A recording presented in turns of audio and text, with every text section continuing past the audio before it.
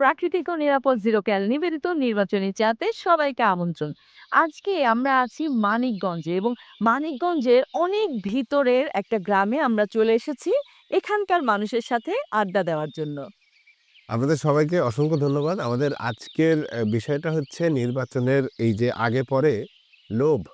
এই যে আমরা যাদের ভোট দিয়ে ক্ষমতায় নেই, ক্ষমতায় নেওয়ার পরে তারা লোভী হয়ে যায়। এখন এরা কি আগে থেকেই লোভী থাকে না ক্ষমতায় যাওয়ার পরে লোভী হয়ে যায়? আসলে লোভী বলতে যারা লোভী মানুষ তারা আগে থেকে লোভী থাকে।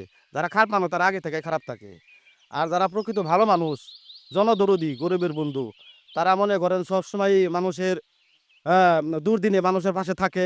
আমরা দেখব যে সবসময় আমাদের পাশে থাকে, আগে ডাকে সবসময় আসে। যে কিনা আমাদের যোগ্য তাকেই আমরা দেইখা ভোট দিব। দেখা যাইতেছে ইলেকশন নির্বাচনের পরে হয়তো অনেকজনে ভুলে যায় আমাদের গরিব মানুষের কথা। এখন আমরা দেখুম আমাদের সামনে যে সব সময়ের জন্য যে প্রিয় থাকে তাইরে আমরা দেখে শুনে আমরা তার ভোটটা দেব। যে দেশের উন্নয়ন করবে, আমাদের ইউনিয়ন উন্নয়ন করবে, আমাদের গ্রামের উন্নয়ন করবে, তাকে আমরা ভোট দিব। লোভে পড়ে আমরা কখনোই ভোট দিব না। লোভ করে কেউ ধরেন ক্ষমতায় গেল, পৌঁছাইলো লক্ষ্য, ক্ষমতা পর্যন্ত গিয়ে প্রচুর লোভ করলো ক্ষমতায় বসে। তার ভবিষ্যৎটা কি হবে? ভবিষ্যতে যে ওই যে আগের সরকারের মতো হবে। তার ভবিষ্যৎ আগের সরকারের মতো হবে। ঠিক আছে? মানে পলানের জায়গা পাইব না। জনগণ অনেক সচেতন, খুব সচেতন। তারা কারে দিব না দিব এটা তারা ভালো বুঝে। নেতা যদি লোভী হয় তাহলে জনগণের মানে মানে কি কমা আর বিপদের আর শেষ নাই কে। ঠিক আছে? নেতা হইলো যোগ্য হইতে হইব। নেতা হইলো মানে লোভী লোভী হইলে পারে ওই সমস্ত নেতারে ভোট দিয়ে আমাদের জয়যুক্ত করে কোনো লাভ নাই কে। আমরা এমন ব্যক্তিকে ভোট দেব না যাতে বিগত ১৭ বছর ফ্যাসিস্ট সরকার তাদের মতো জানি পালিয়ে যেতে না হয়। আমরা এমন ব্যক্তিকে ভোট দেব যারা আমাদের সাথে থাকবে এবং এই দেশ থেকে পালিয়ে না যায়। দেশের সাধারণ মানুষের কল্যাণে দেশ এবং জনতার যারা রাজনীতির স্বার্থে থাকবে আমরা সেই ব্যক্তিকেই বেছে নিব। যদি ধরেন দেখলেন ক্ষমতার পাওয়ার পরে সেই ব্যক্তিও লোভে আটকে গিয়েছে, তখন কি করবেন? তখন মনে করেন আমরা জনসাধারণ জনগণ একত্রে তারে আবার এই যে ফ্যাসিস্ট সরকার আসলো ওইরকম গতি হবে তার। এই লোভের রাজনীতি করার চেয়ে জনগণের পাশে থেকে জনগণের রাজনীতি করলে কি ভালো বেশি? জনগণের সাথে থাকলে ওটাই উত্তম। জনগণই মেন উৎস। জনগণ না থাকলে সে নেতা হতে পারবে না। নেতার উৎস হলো জনগণ। জনগণের কাছে যেতে হবে। জনগণ কি চায় সেটাই আমাদের করতে হবে। লোভিত খারাপ লোকের আমরা সমর্থন করব না। আল্লাহ তাকে ভালো রাখবো, লোভিত ছাড়া যে তাকে ভালো রাখবো না, আমরাও তার জন্য দোয়া করি, তাকে আমরা ভোট দিব। আমার যতটুকু দরকার আমি ততটুকু সুখী থাকি, এর বেশি দরকার কি? আপনি তো এর আগে ভোট দিয়েছেন, কিন্তু এইবার যারা প্রথম ভোট দেবে একদম নতুন ভোটার, সেই নতুন ভোটারদের উদ্দেশ্যে একজন আগের সিনিয়র ভোটার হিসেবে আপনার পরামর্শ কি? আমি তাদের উপদেশ দিতে চাই যে সৎ ব্যক্তিকে ভোট দিতে হবে। তোমরা বুঝে শুনে যে সৎ, যে আপদে বিপদে এগিয়ে আসবে, উন্নয়ন দেশের করবে, কোনো লোভ লালসা থাকবে না তার, তাকে আমরা ভোট দিতে বলবো। তারুণ্যের প্রথম ভোট তারা যিনি বুঝে শুনেই দেয়। একটা রাজনৈতিক দলে একজন নেতা যদি দেখে যে তার কর্মী দুর্নীতি করছে, লোভ করছে, তাহলে নেতার কি করা উচিত? আবার যদি কর্মী দেখে যে নেতা লোভ করছে, তাহলে কর্মীর কি করা উচিত? নেতা যদি লোভী হয় তাহলে ওই কর্মীর ওই নেতাকে বয়কট করা উচিত। আর কর্মী যদি লোভী হয় তাইলে নেতার ওই কর্মীকে বয়কট করা উচিত। সবাই এখন শিখে গেছে লোভ লোভ করা যাবে না। এখন জনগণের সেবা করতে হবে এবং জনগণের পাশে থাকতে হবে। আচ্ছা, এবার ভোটের পরে কেমন বাংলাদেশ দেখতে চান? মাদক মুক্ত একটা দেশ চাই। তারপরে আমরা সুন্দর একটা শিক্ষা ব্যবস্থা চাই এবং সুন্দর একটা বিচার ব্যবস্থা চাই, জানি বাংলা সাধারণ ভালো একটা বিচার ব্যবস্থা পায়। আর খাদ্য বস্তু বাসস্থান এবং শিক্ষা জিনিসটা যেন যেদিকে সরকার খুব মানে নজর দেয় সবচেয়ে বেশি, এটা আমি চাই। আর রাস্তাঘাট আছে, ওটার প্রতি যিনি আমাদের যে হয় সে উন্নয়ন রাখে, এই আমি চাই। তো আপনাদের সাথে আড্ডা দিয়ে অনেক ভালো লাগলো। অনেক সুন্দর সুন্দর কিছু পয়েন্ট আপনারা তুলে ধরেছেন। অনেক ধন্যবাদ।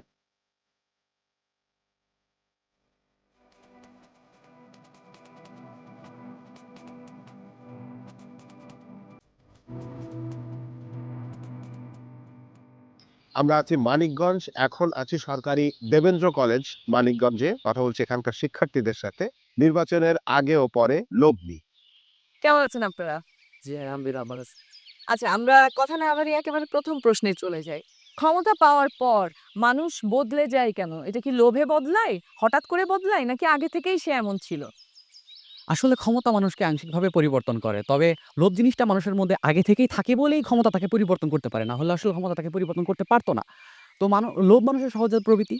এটা আমরা যেমন জানি তেমনই ক্ষমতাও আসলে মানুষের লোভটাকে আরো উস্কে দেয় এবং আরো জ্বালিয়ে দেয়। যার জন্য আসলে পরবর্তীতে মানুষ লোভ আর ক্ষমতার সংমিশ্রণে খানিকটা পরিবর্তন আমার মনে হয় বিষয়টা আগে থেকেই মানুষ এমন ছিল।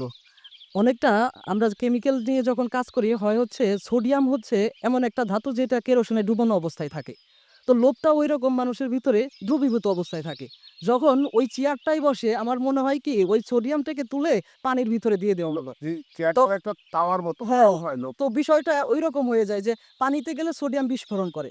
তো মানুষও ঐরকমই যে ক্ষমতার চেয়ারে বসলেই সে তার লোভটাকে এমনভাবে জাগ্রত করে যে মানুষের যে ধন সম্পদ আছে সে কেড়ে নিতে চায়। সিস্টেমটা এরকম হয়ে গেছে যে ক্ষমতায় যাওয়ার পর লোভ করাটা বা পাপ কাজ করাটাই ইজি বেশি এবং কি ভালো থাকাটাই কঠিন হয়ে যায় বেশি। নেতা আমাদের এমন মানে বেছে নেওয়া উচিত যে নেতাটা আমাদের ভালো মন্দ বা দেখবে বা দেশের ভালো করতে পারবে এমন নেতা আমাদের বেছে নেওয়া উচিত। এত যে লোভের রাজনীতি বাংলাদেশে এটা কেন আসলে? আসলে এক্ষেত্রে আমি বলতে পারি যে আমাদের প্রার্থী নির্বাচনে আমাদের এই নিজেদের জনগণদের একটা ভুল সিদ্ধান্ত থাকে তাদের ব্যাপারে। আমাদের নির্বাচনের আগে তারা এসে আমাদের সাথে মিষ্টি কথা বলে, আমাদের ভোলানোর চেষ্টা করে, উন্নয়নমূলক অনেক কাজের কথা বলে। কিন্তু আমরা তাদেরকে সূক্ষ্মভাবে বিবেচনা না করে তাদেরকে ভোট দিয়ে নির্বাচনে যখন কিনা ফলাফলে তাদেরকে জিতিয়ে দেই, তখন দেখা যায় তারা আমাদের অধিকারে কাজ করছে না।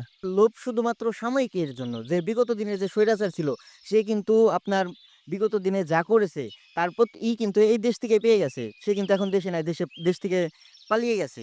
আমাদের সমস্যা হলো যে আমরা আন্দোলন ঠিকই করি কিন্তু যেখানে দরকার যোগ্য কাউকে নির্বাচন করা আমরা সেখানে আমাদের ঘাটতি আছে আমাদের। কারণ যেখানে যোগ্য মানুষ যদি আমরা নির্বাচন করতে না পারি তাহলে তো সে ভালো কাজ করতে পারবে না। প্রথম ভোটার হিসেবে আপনি নির্বাচনে লোভ পরিহার করার জন্য নিজে কি করবেন এবং যাকে ভোট দিচ্ছেন বা যাকে নির্বাচিত করছেন তার ব্যাপারে কি সিদ্ধান্ত নেবেন? নির্বাচনে আমরা হয়তো প্রথম ভোট দিতে পারি কিন্তু বিগত সময়ে যে ইনসিডেন্টগুলো হয়ে আসছে আসলে এর পরিপ্রেক্ষিতে বলা যায় রাজনীতি আমাদের জন্য নতুন না।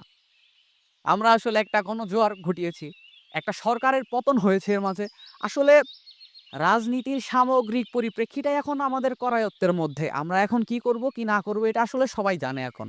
আমাদের মতো যারা আছে যারা এখন ভোট দেবে ওরা মোটামুটি রাজনীতি সম্পর্কে এখন সচেতন। আসলে আমাদের যে নেতা হবে তাদেরকে আমরা মানে আগে থেকে দেখেই তো আমরা তাকে নির্বাচন করব যে সে নেতা হওয়ার যোগ্য। যদি তার মধ্যে কোনো গাফিলতি থাকে বা দেশের জন্য কিছু করতে পারবে না, এগুলো থাকলে আসলে আমরা তাকে ভোট দিব না বা নিজেরা সচেতন থাকবো, অন্যদের সচেতন করব। আমরা অবশ্যই তাকে ভোট দিব। তার বিগত দিনে তার কিরকম অবস্থান ছিল, সে জনগণের পাশে কিরকম ছিল, সে সাধারণ মানুষের সাথে কি ব্যবহার করেছে। ইন ফিউচার সে যদি কখনো এমপি হয় বা মেম্বার অফ পার্লামেন্ট বা জনপ্রতিনিধি হয়, তার অবস্থানটা কিরকম হবে সেটা আমরা যাচাই বাছাই করে আমাদের জেনারেশন তাদের ভোট দিবে। ধরেন একটি রাজনৈতিক দল তার মতাদর্শ সবকিছু পছন্দ করেন, কিন্তু নির্বাচনে ভোট দিতে গিয়ে দেখলেন সে যে নেতা নির্বাচন করেছে সেই নেতাটা সঠিক হয়নি, সে হয়তো লোভী বা দুর্নীতিবাজ, তখন আপনি একজন নতুন ভোটার হিসেবে কি আপনার করতে দায়িত্ব কি থাকবে? নতুন ভোটার হিসেবে অবশ্যই আমার দায়িত্ব থাকবে তাকে ভোট না দেওয়ার জন্য এবং জনসচেতনতা তুলে ধরতে হবে সবার সামনে। কারণ আমাদের জেনারেশনটা হয়তো সচেতন কিন্তু আমাদের যে আগের জেনারেশনগুলো তারা কিন্তু সচেতন না। দলকানা বলে এখানে এই জেনারেশনে মানুষজন পাওয়া যাবে না। পছন্দ মানুষ ব্যক্তিগতভাবে থাকতেই পারে, কিন্তু তার আসনে যে যোগ্য হবে, যে তার আসনের জন্য কাজ করতে পারবে, তার পড়ালেখার ব্যাকগ্রাউন্ড ভালো, পূর্ববর্তী সময়ে এলাকার জন্য কাজ করেছে এবং কি পরবর্তী সময়ে যে জনগণের জন্য কাজ করতে পারবে এবং যে প্রার্থীকে মূল্যায়ন মানে যে প্রার্থীকে আমরা বিবেচনা করবো আমরা তাকেই ভোটটা দিব। তা আমার পছন্দের প্রার্থী যদি না থাকে তাহলে আমার ভোটের কোনো এখানে প্রয়োজন নাই। অনেক অনেক ধন্যবাদ। আপনাদের সবাইকে অসংখ্য ধন্যবাদ। খুব ভালো লাগলো আপনাদের সাথে কথা বলে, আড্ডা দিয়ে। আমরা অনেক কিছু জানতে পারলাম। আপনাদের মনের ইচ্ছেগুলো আমাদের সাথে শেয়ার করার জন্য আবারও ধন্যবাদ।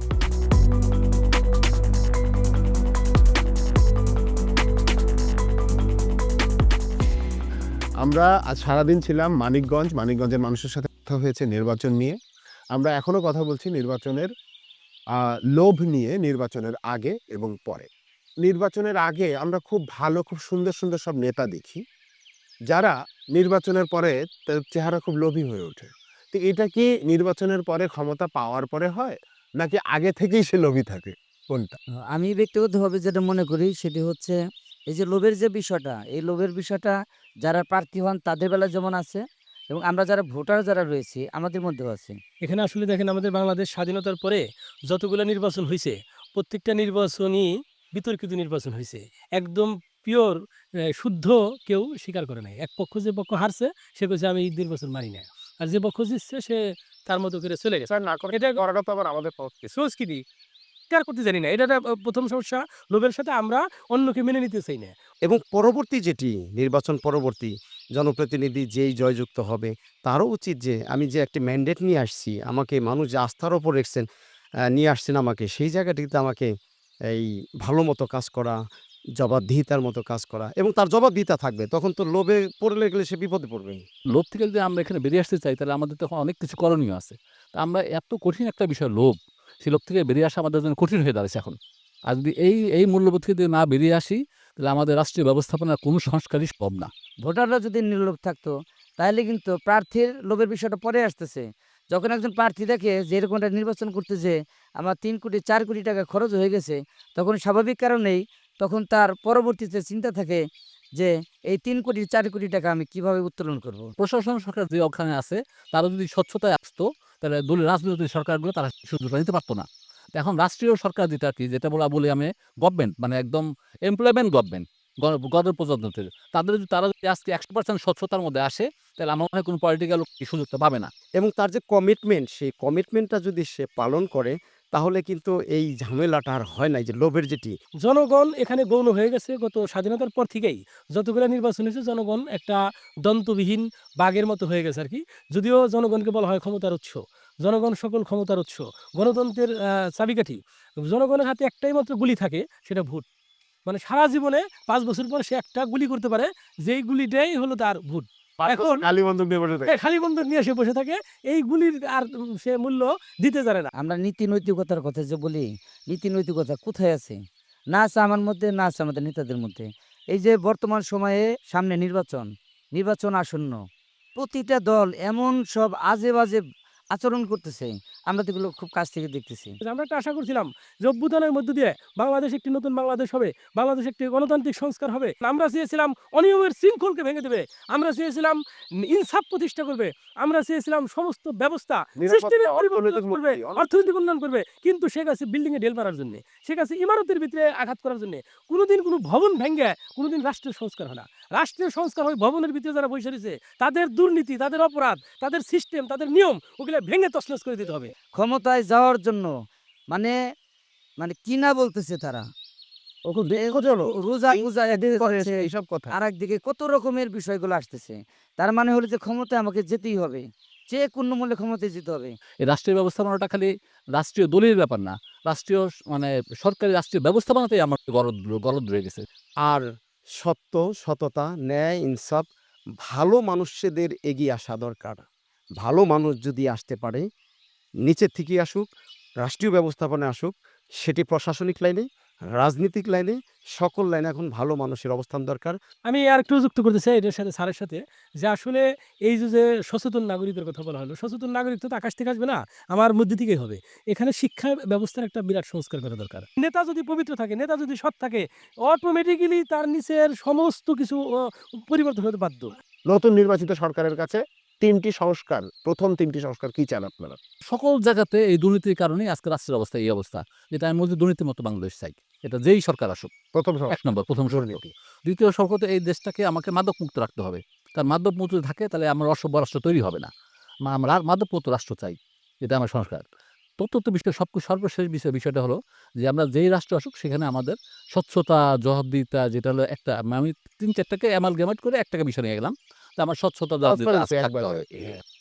স্বচ্ছতা জবাব দিতে হবে। এই 3টা বিষয়কে আমরা যদি গুরুত্ব দিই, আমরা যেই ক্ষমতায় আসুক তাহলে আমার হয় একটা প্ল্যাটফর্ম থেকে রাষ্ট্রটাকে পরিবর্তন করা সম্ভব। প্রত্যেকটি রাজনৈতিক দলের মধ্যে একটা সমন্বিতা, একটা কমিটমেন্টের জায়গা, কেউ যাতে কাউকে শত্রু মনে না করে, সবাই মিলে প্রতিযোগী মনে করুক, প্রতিদ্বন্দ্বিতা হবে। কৃষি ব্যবস্থার একটা সংস্কার করতে হবে, নদী নালা খাল বিল দখল যা হয়েছে এগুলো উদ্ধার করতে হবে এবং পরিবেশের ভারসাম্য রক্ষা করতে হবে। এবং আপনার যেখানে সেখানে ঘর দরজা ওটা কৃষি জমি নষ্ট করা যাবে না, সার বিষ কীটনাশক দিয়ে সব নষ্ট করা যাবে না। আর একটা হলো একটা সাংস্কৃতিক জাগরণ ঘটাতে হবে। আমি সবসময় বলে থাকি কারিগরি শিক্ষার কথা, কর্মসংস্থানের জন্য আমার হিউজ নাম্বার জনবল আমার দেশ থেকে বিদেশে থেকে রেমিটেন্স আনতেছে। তাদেরকে যদি আমি দক্ষ না করতে পারি আর দেশের মানুষদেরকে যদি আমি দক্ষ না করতে পারি তাতে কি যেতে পারবো না। আমার দেশটাকে জনশক্তিকে জনসম্পদে রূপান্তরিত করতে হবে। অনেক অনেক ধন্যবাদ আপনাদের সবাইকে, খুব ভালো লাগলো।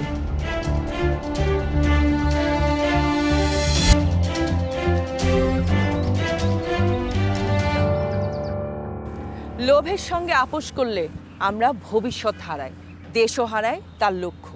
এই নির্বাচনে নেতা আর জনগণের সততাই পারে লোভের রাজনীতির অবসান ঘটাতে। প্রাকৃতিক ও নিরাপদ জিরো ক্যাল নিবেদিত নির্বাচনী চায়ের আজকের পর্ব থেকে বিদায় নিচ্ছি। দেখা হবে অন্য একটি পর্বে, অন্য একটি শহরে। চ্যানেল 24 এর সাথেই থাকুন।